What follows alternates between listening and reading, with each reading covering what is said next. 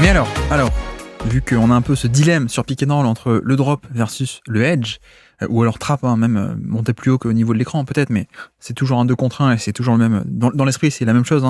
Mais quels sont les ajustements possibles côté Timberwolves? Déjà, premièrement, je me demande à quel point est-ce qu'on peut pas avoir des stunts encore plus agressifs. Et donc, notamment, par exemple, si on est en drop et que Luka Doncic déboule dans la raquette, à quel point on va pas avoir, non pas Gobert, mais un mec qui défend sur l'aile, qui va venir un peu boucher l'espace, quoi. Ou qui va venir un peu gêner. Parce que ça peut être aussi une solution. C'est-à-dire que tu laisses Gobert très bas pour protéger le panier et pour bloquer l'accès directement sous le panier, ok. Et puis, pour empêcher Doncic de prendre de la vitesse, en fait, tu fais venir un mec depuis l'aile, qui fait un stunt, ou qui reste dans le gap, ou depuis le corner aussi opposé, ou même corner côté fort, pourquoi pas. Il y a peut-être un peu cette idée de à quel point est-ce que tu peux pas faire un drop avec aide avec des aides off-ball, en fait. Est-ce que je suis clair? Je ne sais pas si je suis clair, je vais essayer de recommencer. À quel point est-ce que tu ne peux pas faire un drop avec des joueurs autour du drop et autres que les deux du pick and roll qui viennent aider à boucher l'espace et qui viennent aider à ralentir Doncic? Voilà, ça peut être aussi une solution. C'est-à-dire que t'es pas, pour empêcher Doncic de prendre de la vitesse et de débouler sur drive et d'aller sur ses spots, t'es pas obligé de le faire en faisant monter Gobert. Peut-être que tu peux aussi le laisser bas, mais de faire descendre un mec qui abandonne un shooter à 3 points et de le mettre dans la raquette. Voilà, de mettre un obstacle sur sa route assez tôt en tête de raquette, voire même au niveau de la ligne à 3 points, voire en bas de la raquette, etc. Donc voilà, peut-être ajustement possible pour ne pas sortir haut sur les écrans et ne pas se découvrir derrière parce que ça serait un peu trop compliqué ensuite de gérer. À quel point est-ce que Minnesota peut pas faire ça, sachant que aussi à Dallas, c'est vrai que ils ont mis pas mal de tirs sur la série contre OKC, mais il n'y a pas non plus que des shooters excellents. Donc à quel point est-ce que Minnesota va pas plutôt parier sur le spacing de Dallas plutôt que sur Doncic? Il y a un peu cette manière de régler le dilemme du pick and roll, on ne sait pas comment défendre, mais peut-être juste que tu peux dire on va donner la priorité et défendre sur Doncic plutôt que sur les shooters à 3 points. Et peut-être que tu peux te faire punir, peut-être, mais peut-être pas. Peut-être que le mec qui défend Derrick Jones Jr., le mec qui défend PJ Washington, peut-être que eux, ils peuvent venir s'interposer et quitte à abandonner les 3 points. Mais au moins, tu auras réussi à stopper Doncic. Donc, il y a toujours cette possibilité, puisque on rappelle que Minnesota, en termes d'activité off-ball et de profondeur sur l'aile, de densité sur l'aile défensive, ils sont excellentissimes. Donc voilà, à quel point est-ce que tu peux pas compenser par des aides autres que les deux du pick and roll. Après, il y a aussi une autre possibilité, à quel point est-ce que Minnesota va pas aussi faire des prises à deux, en fait. Et prises à deux, je parle pas forcément au niveau de l'écran, mais même avant. À quel point est-ce que Minnesota va pas utiliser cette carte à un moment donné de la série avant même qu'il y ait un écran, en fait, juste dès qu'il franchit la ligne médiane, on fait une prise à deux et on force Doncic à lâcher la balle. Pour moi, c'est aussi une possibilité. Donc, comme dit, prise à deux sans écran, mais juste pour le faire lâcher la balle le plus tôt possible, le plus loin du panier possible, et donc ne pas avoir à affronter ça. Évidemment, c'est dangereux, c'est très dangereux, parce que si tu le fais, par exemple, au niveau de la ligne médiane, ou à peu près au niveau de la ligne médiane, tu te découvres derrière. Mais, à quel point on peut pas aussi parier là-dessus et essayer de gérer l'espace derrière avec les défenseurs de Minnesota qui sont plus à l'aise dans l'espace que en termes de dureté face à Doncic. Ça peut aussi être un moyen de contourner ça, en fait. Un moyen de faire basculer le duel depuis de l'affrontement un peu direct face à Doncic où ils font pas le poids, le faire basculer vers de la défense d'espace dans lequel ils sont très bons. Donc voilà, c'est possible pour moi. Après, on l'a pas encore évoqué, mais à quel point est-ce qu'il y aurait aussi la possibilité de faire des switches? J'avoue que je sais pas trop. Là, on parle notamment du pick and roll avec Gobert pour l'instant, mais c'est vrai que c'est possible, mais j'y crois pas des masses. Et à quel point est-ce qu'on peut pas aussi avoir, par contre, un switch and double? Ça, j'y crois un peu plus, peut-être. C'est-à-dire, au niveau de l'écran, tu switches, tu laisses Gobert aller sur Doncic, ok, et tu fais genre qu'il n'y a pas de décalage. Donc, si tu fais un switch et que tu changes sur l'écran, il n'y a aucun décalage créé sur l'écran. Tu switches, mais pour 1 seconde et demie. Et au bout de 1 seconde ou 2 secondes, tu fais venir une prise à 2. Donc, switch and double. En fait, une prise à 2 à retardement et une prise à 2 qui n'intervient pas au moment de l'écran. Donc, tu fais un switch, tu laisses Doncic avoir le switch et avant qu'il puisse l'attaquer, et isoler Rudy Gobert, tu fais venir quelqu'un. Et voilà, c'est le genre de switch and double. Ça, pour le coup, j'ai pas de mal à l'imaginer.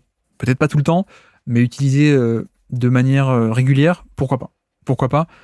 pour essayer en fait de gagner sur les deux terrains. C'est-à-dire, tu fais une prise à deux pour essayer de contenir Doncic, ok, mais tu le fais pas au moment de l'écran où il est capable de lire, de faire la passe, etc. Tu le fais avec un petit délai, un petit retardement, et derrière tu essaies aussi avec les autres défenseurs de quadriller un peu mieux le terrain le temps que tu fasses ta prise à deux à retardement. Donc voilà, ça c'est pour le pick and roll contre Gobert, le pick and roll 1-5, le classique on va dire. C'est la bataille de ce pick and roll. Après, c'est vrai que là où c'est intéressant pour Dallas, et c'est aussi toute la différence avec la série contre Denver, c'est que Dallas et Doncic ne sont pas obligés d'attaquer Rudy Gobert. C'est même tout l'intérêt. Et pourquoi est-ce que je dis ça ? Donc, première différence fondamentale, c'est un peu le style de jeu. Donc, comme on l'a dit, le côté match-up et le fait que Denver, avec Jamal Murray, on recherchait plus avec le pick and roll à créer le décalage, le petit temps d'espace, le petit espace pour dégainer ou pour aller au panier, etc. Alors que Doncic, il s'en fiche un peu. Même s'il n'a pas forcément ce décalage, il peut tout de même, sur la puissance pure, aller sur ses spots proches du panier. Ok, première différence fondamentale, sachant que les défenseurs de Minnesota sont pas armés pour stopper frontalement et avec de la puissance ceci. Ok. Mais la deuxième différence fondamentale, c'est aussi le fait que Dallas, c'est pas Denver. Et Denver, qu'est-ce qu'il voulait faire ? Il voulait jouer avec Nikola Jokic, évidemment. Donc, en fait, tu étais un peu obligé de passer par là. Il n'y avait pas 10 options disponibles. Ou alors, tu pouvais faire pick and roll avec Aaron Gordon si tu veux, mais c'est pas du tout le même type d'attaque. La force du pick and roll Murray-Jokic, c'est Jokic. On l'a déjà détaillé. C'est Jokic et sa dangerosité au scoring qui dicte les couvertures défensives que pratique l'adversaire. C'est Jokic qui peut faire le pick and pop, qui peut, quand il reçoit la balle ensuite, après le pick and roll, faire l'extra passe. C'est Jokic qui peut aller scorer aussi quand tu reçois la balle post-haut après le pick and roll, etc., etc. La vraie force de Denver et de ce pick and roll Jamal Murray et Nikola Jokic, c'est Jokic. Donc, t'es un peu prisonnier de ça. Si tu es Denver, tu étais un peu prisonnier de ça. C'est-à-dire que tu es un peu prisonnier de qui est-ce que tu mets sur Jokic et comment est-ce que tu le défends. Et donc, en l'occurrence, c'était on met Towns sur Jokic et on demande à Towns de rester sur Jokic, quoi qu'il se passe, avec de toute façon Gobert en deuxième rideau pour couvrir le pick and roll, pour couvrir le porteur de balle. Voilà, c'est un peu ça la formule. Et donc, ça a bien marché aussi parce que, Denver, il voulait pas attaquer autre part. Denver, il n'y a pas d'intérêt, enfin si, tu peux, mais quel est l'intérêt d'attaquer avec Gordon ? Jamal Murray, Aaron Gordon, par exemple, le poste 4. Tu peux, mais ça ne débloque pas du tout les mêmes possibilités et la même attaque que quand tu arrives à le faire avec Jokic, évidemment. Mais là, qu'est-ce qui est très intéressant à Dallas ? C'est qu'à Dallas, la force du pick and roll, c'est pas le poseur d'écran. C'est pas l'intérieur. C'est pas Jokic.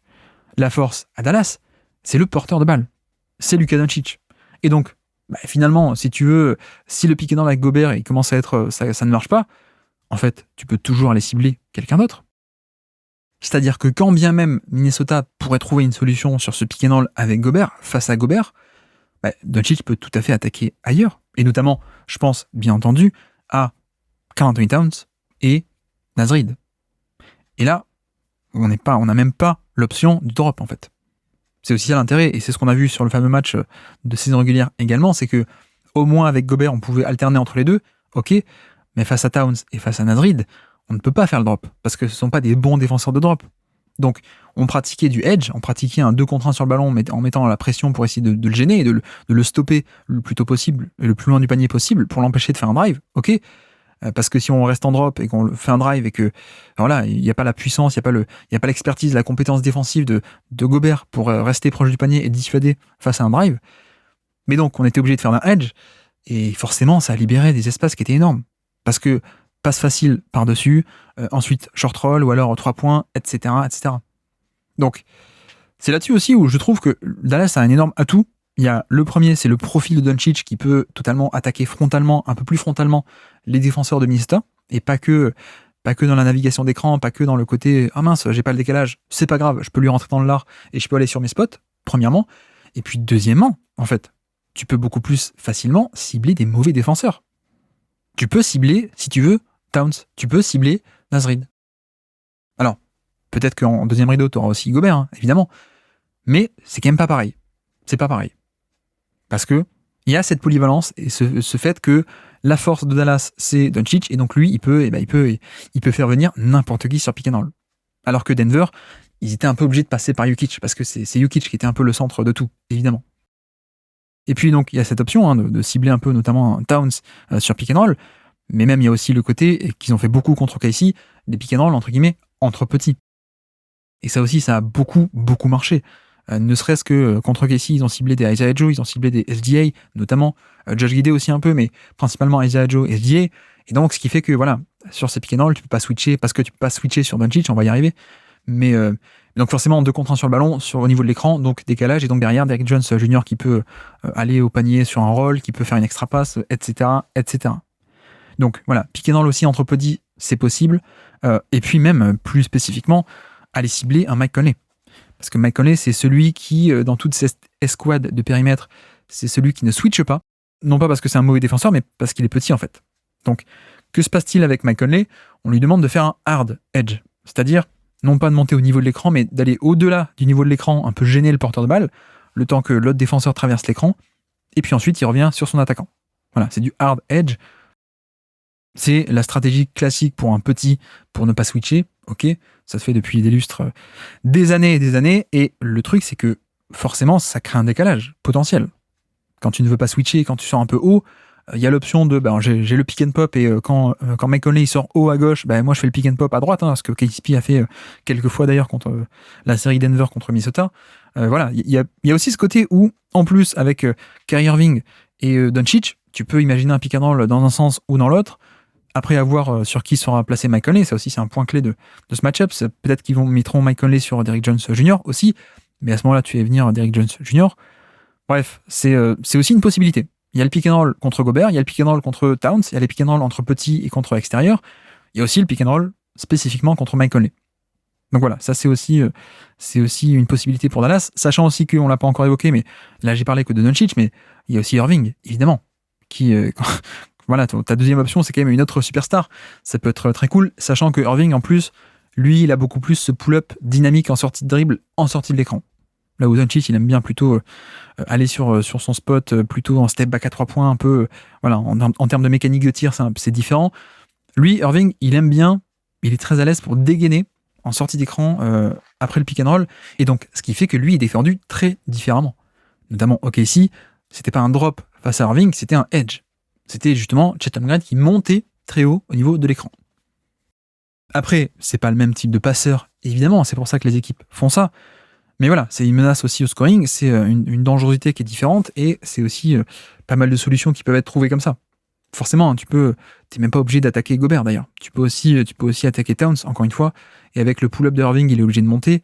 Mais voilà, c'est aussi un assez bon passeur pour libérer et trouver la bonne passe quand il faut. Voilà, il y a aussi cette option que j'ai même pas développée. J'ai parlé beaucoup de Doncic parce que c'est un profil à ce point particulier et différent de Denver, mais Irving aussi, évidemment. Irving, c'est Jamal Murray, mais x 10, quoi, en termes de dangerosité de scoreur, en termes de régularité aussi, malheureusement, pour Denver et Jamal Murray sur cette série. Mais voilà, on ne parle pas du même niveau d'attaquant, évidemment, quoi. Donc voilà, il y a l'option Doncic qui peut attaquer n'importe où. Il y a l'option Irving aussi qui peut attaquer n'importe où. Irving aussi a beaucoup attaqué, pas que les gros.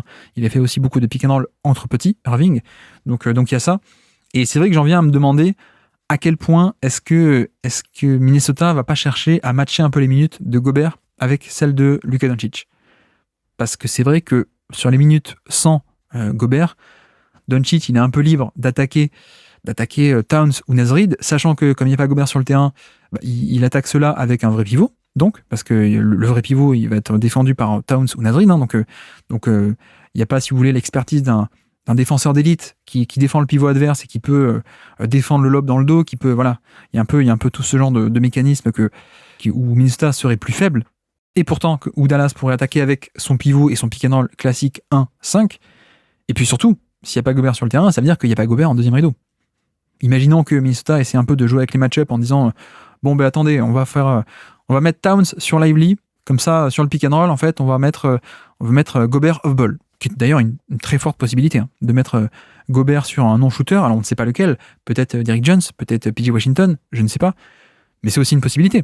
J'ai même pas évoqué, mais c'est un contre-move possible de se dire, allez, on met Towns sur Lively, non pas pour le côté défense en premier rideau de post-up comme avec Jokic, mais pour le côté, tu défends le pick and roll. Et puis derrière, on aura Gobert qui abandonne Derrick Jones Jr. et qui va faire le roamer, qui va boucher l'accès au panier.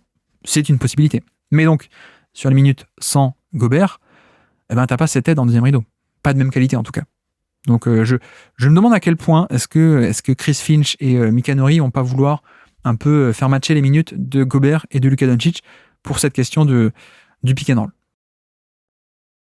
Et puis c'est vrai que, autre point, j'ai un peu parlé du switch avec Gobert, mais autre point, est-ce que Minnesota peut switcher, tout simplement, y compris les pick and roll entre petits? La question, elle est là. Et ça avait d'ailleurs été la clé de la série contre KC, puisque Dallas, eux, en défense, ils avaient pu tout switcher, absolument tout, sans se poser de questions. Et puis ça passait, parce que c'était un switch plus des aides derrière, en tête de raquette et même au panier. Ok. Mais par contre, de l'autre côté, OKC n'a pas pu tout switcher. OKC, Isaiah Joe, il pouvait pas le mettre sur Doncic. SGA, il pouvait pas le switcher et le mettre sur Doncic, même avec des aides derrière. C'est pas assez. Doncic est trop grand, trop fort et trop grand en termes de faire partir le tir par-dessus, trop puissant, parce qu'on a vu les rares fois où Isaiah Joe switchait, il pouvait aller l'amener au panier, aller sur son spot sans aucune résistance. Voilà. Donc, à quel point est-ce que Minnesota va pouvoir switcher aussi sur Doncic? C'est une question pour moi. C'est une vraie question, parce que tout ce qui est pick and roll entre petits qu'on a évoqué, qui peut être un bon moyen d'attaquer en pick and roll mais différemment, la parade, le contre-move, ce serait on pick and roll entre petits, on switch tout, on se pose pas de questions. Mais comme dit Mike Conley, trop petit, pas sûr que tu veuilles le switcher sur Doncic parce que c'est trop dangereux. Et puis même Nickel Alexander Walker, même Anthony Edwards, et donc même parfois Jaden McDaniels, qui se faisait attaquer frontalement sur post-up. Mais voilà, à quel point tu peux switcher, je suis pas sûr. C'est un point de bascule, je dis pas ils peuvent pas, mais je surveillerai ça parce que pour moi c'est un point clé. À quel point tu peux switcher ou pas et concéder à Doncic des match-ups et des mismatchs, surtout, ça peut être une clé de la série, vraiment. Parce que vous voyez notamment le fameux match de décembre, encore une fois c'est Audi, allez voir la vidéo, mais il y a pas mal de fois où ça switch, et donc Doncic va s'installer au poste bas contre Nickel Alexander Walker, et puis il score. Ou alors ça switch, et puis il peut pas faire un drive sans résistance contre Nickel Alexander Walker. Voilà, c'est tout le problème. Et d'ailleurs, le match se finit aussi avec une pistol action, donc c'est-à-dire Dante Exum qui remonte la balle sur l'aile et qui donne à Doncic, et puis ensuite ça enchaîne avec un dribble end-off, les deux ensemble, il lance la balle, puis vient la rechercher dans les mains de Doncic. Mais sauf que Minnesota s'était ajusté, ils ont dit non, on switche pas les pick and roll entre petits, et donc ça a créé un décalage dans le mouvement, et dans le mouvement et dans la pistol action, ce qui fait que Dante Exum a pu aller au panier facilement, parce que son mec, je crois que c'était Edwards qui a été pris dans l'écran. Et McDaniels qui était sur Doncic n'a pas switché.